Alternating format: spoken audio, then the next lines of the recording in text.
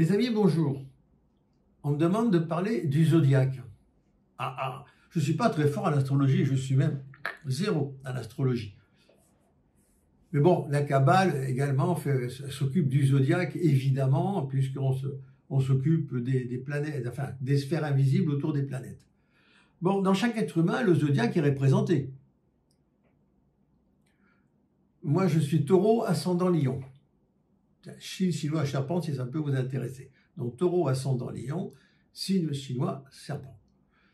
Bon, chacun de nous est influencé, bien sûr, par le cosmos.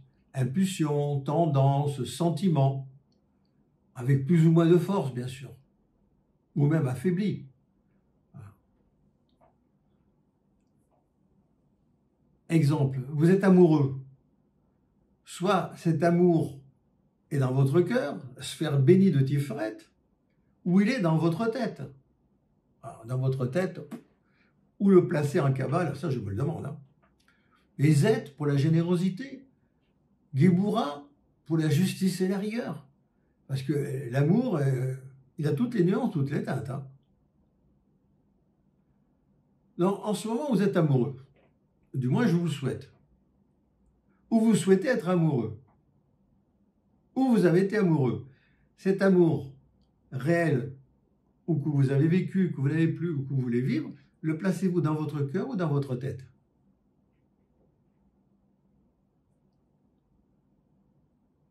Deuxième question.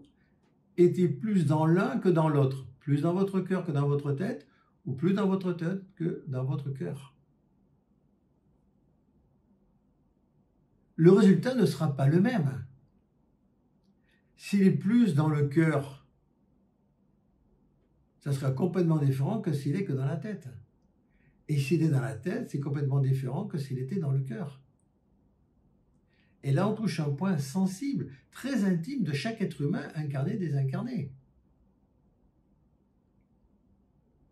Car l'amour est la base de l'humanité.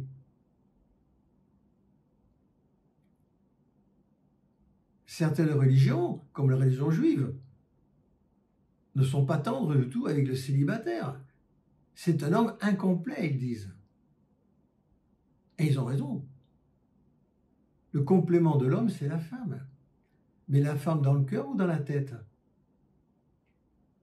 J'aime, je vais être aimé parce que je me sens seul, et je ne veux pas finir seul, ou parce que je suis amoureux de la personne et qu'elle est amoureuse de moi. C'est très important, c'est la graine de la future famille. Et les enfants recevront cette graine du départ, qui était soit dans la tête, soit dans le cœur, plus dans l'un ou moins dans l'autre, etc.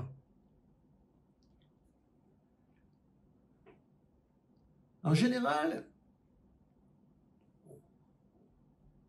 on place dans le cœur. Eh bien non, c'est réfléchi très souvent. On croit, on est amoureux et aussitôt on se met à calculer. Quel est mon intérêt? Est-ce que ça va durer? Etc. etc. Donc, croyant qu'on est dans le cœur, on est déjà passé dans la tête. Pourquoi? Parce qu'on ne connaît pas, ou alors on a vécu des expériences négatives dans des relations différentes, passées, et on ne veut plus les revivre. Donc du cœur, on est passé très vite à la tête. Et ça, c'est un petit peu embêtant. Parce qu'automatiquement, partie du cœur, mais très vite arrivé à la tête, est-ce que c'est mon intérêt? Comment est-il? Comment est-elle? Etc. La tête devient plus agissante. Voilà. Qu'en pensez-vous? Et maintenant, je vous transmets des énergies, évidemment, d'amour divin du Dieu de votre croyance. Et si vous ne croyez pas à un nom de Dieu, de l'amour de la vie. Car s'il n'y avait pas d'amour, il n'y aurait pas de désir. S'il n'y avait pas de désir, il n'y aurait pas de mariage. Et il n'y aurait pas d'enfant. Donc, il n'y aurait pas d'humanité. Et recevez donc ces énergies divines. C'est parti. Gardez bien les yeux ouverts. Restez bien calés, calmement, tranquillement, contre votre chaise.